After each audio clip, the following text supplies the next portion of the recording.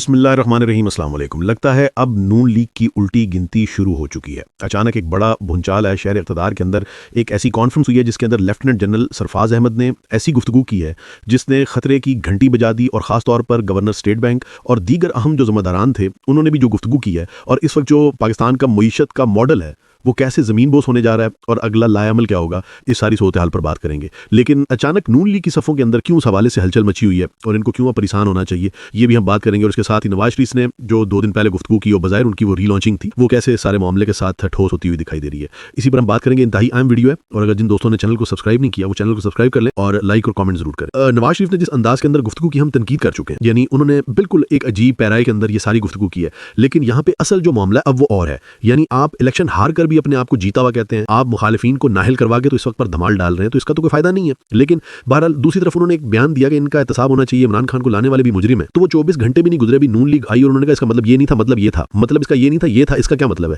اس کا مطلب یہ ہے کہ میاں صاحب نے ویسے بات تو کر دی، لیکن پارٹی نون لیگ حکومت میں ہوتے ہوئے ان کے جملوں کا بوجھ اٹھانے کے قابل نہیں ہوئی۔ اب یہاں پہ اگر ہم دیکھیں تو اس ساری صورتحال کے اندر حالات بڑے ہی گمبھیر ہو گئے۔ یعنی اب اس پورے معاملے میں میں آپ کے سامنے رکھتا ہوں کہ گورنر اسٹیٹ بینک نے کیا دراصل یہ بیان دیا تھا، اور اب یہ انہوں نے جو بیان دیا لیفٹیننٹ جنرل سرفراز نے، اور مزید جو باقی لوگوں نے جو کچھ کہا وہ بڑا الارمنگ ہے۔ یعنی اس وقت اگر ہم بات کریں تو یہ پورا جو معاملہ وہ لمبا ہے۔ یعنی گورنر اسٹیٹ بینک وہ کہہ رہا ہے، یہ ویڈیو بڑی عام ہے، میں اس لیے آپ کو بار بار کہہ رہا ہوں کہ یہ آپ نے ضرور سکپ نہیں کرنا ہے اس کو۔ اچھا بچانا کیا ہو گیا ابھی؟ یعنی 3-3.5 سال سے یہ پورا سسٹم حکومت کر رہا ہے، اس میں موجودہ اسٹیبلشمنٹ، پیپلز پارٹی، نون لیگ اور یہ سارے اتحادی ہیں، اور اچانک نواز شریف نے کل کہا کہ بھی موریشس جو ہے وہ اڑان بھر گئی ہے، اب ٹیک آف کر گئی ہے، تو اب اچانک سارے کہہ رہے ہیں نہیں تباہی ہو گئی ہے، تو یہ کیا بات ہوئی؟ یعنی میاں نواز شریف کے 2 بیانات ان کو اتنا سختی کے ساتھ رد کیا گیا ہے کہ ان کے پلے کخ نہیں رہا۔ یعنی ایک تو کہا گیا کہ یہ جو میاں صاحب ان کا مطلب یہ فوجی لیڈرشپ نہیں ہے، مطلب ان کا یہ ہے، مطلب ان کا یہ ہے، ٹھیک ہے جی۔ دوسرا کہا گیا بھی ٹیک آف کدھر ہو گیا، معیشت تو برباد ہوگی۔ پہلے تو پی ٹی آئی اور باقی جو اپوزیشن ہے وہ تنقید کاری تھی، اور اب کہتے ہیں یہ تو ماڈل ہی غلط ہے، جو ہمارا معاشی سسٹم ہے وقتی طور پر ہم دیکھتے ہیں اور یہ نہیں ہے۔ میں سمجھتا ہوں یہ جو کانفرنس ہوئی ہے یہ بہت اس پہ اپریشیٹ کرنا چاہیے، سارے لوگ جو بھی ہیں، ہمیں حقائق کو فیس کرنا چاہیے بحیثیت قوم، اور اس کو لاجیکل جو ہے وہ عوام کو سمجھانا چاہیے کہ بھئی یہ معاملہ ہے۔ اور یہ ہم پہلے جو ہے وہ چولے مارتے رہے، ہم جک مارتے رہے 2-3 سال 4 سال سے، یا اس سے پہلے بھی۔ عمران خان تو بھی 3-3.5 سال آیا ہے، تو پچھلے 50 سال کا وہ جو آپ کا ماڈل ہے وہ دماغ سے نکلا ہوا، وہ کدھر ہے؟ اب ذرا توجہ سے سنیے گا۔ اس کے اندر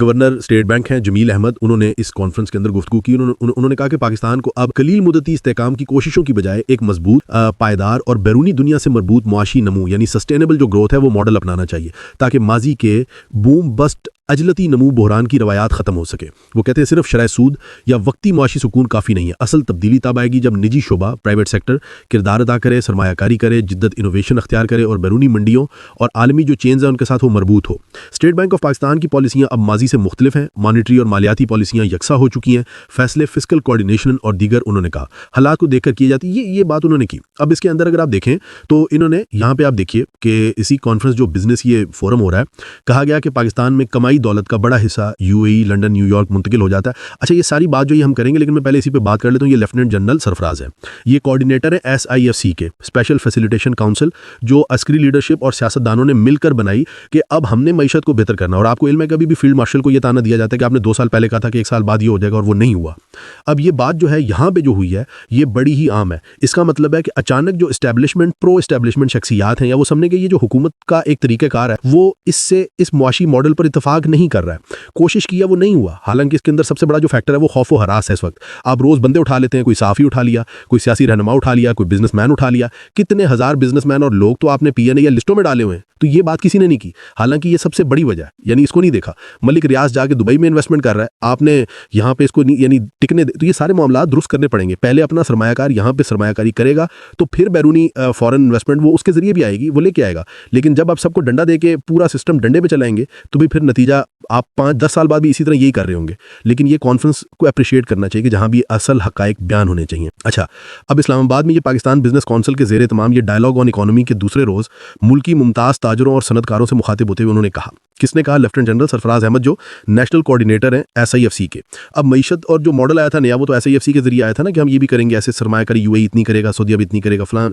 وہ ایک کاغذی قسم کا معاملہ تھا، اس کی پریکٹیکل کوئی شیپ نہیں آئی۔ اچھا اب 56واں وزٹ ہے اس وقت، شباز سرکاری یا نجی جی کچھ ملا کے شہباز شریف صاحب وہ لندن میں بیٹھے ہوئے ہیں، تو بس آنیاں جانیاں وہ کہتے ہیں دیکھیں باقی چھوڑیں، ملک کی معیشت ملک کی سیاست ان کو چھوڑیں، بس میری آنیاں جانیاں دیکھیں، آنیاں جانیاں دیکھ رہے ہیں، چھکڑا بنایا ہوا جہاز کو بہرحال۔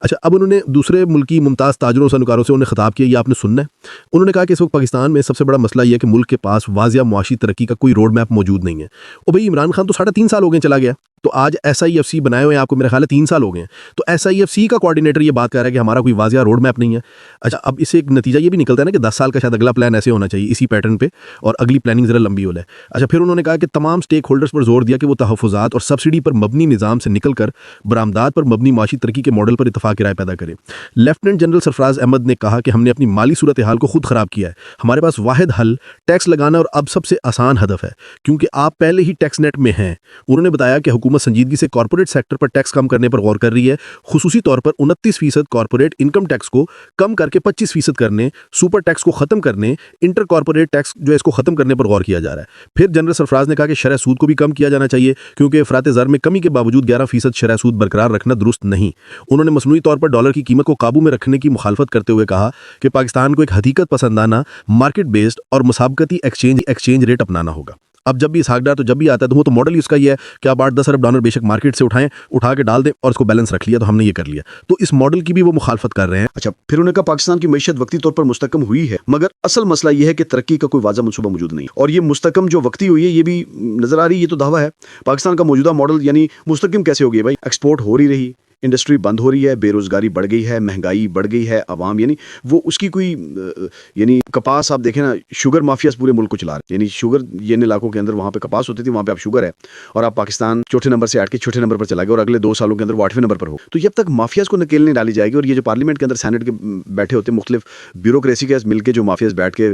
فیصلہ سازی پر اثر انداز ہوتے ہیں، یہ جب تک کارٹل نہیں توڑیں گے اس وقت تک یہ نظام درست نہیں ہو سکتا۔ یعنی مافیا جو شوگر مافیا ہے وہ جب چاہتا ہے عوام کی جیب سے مہنگائی کر کے وہ پیسے نچوڑ لیتا ہے،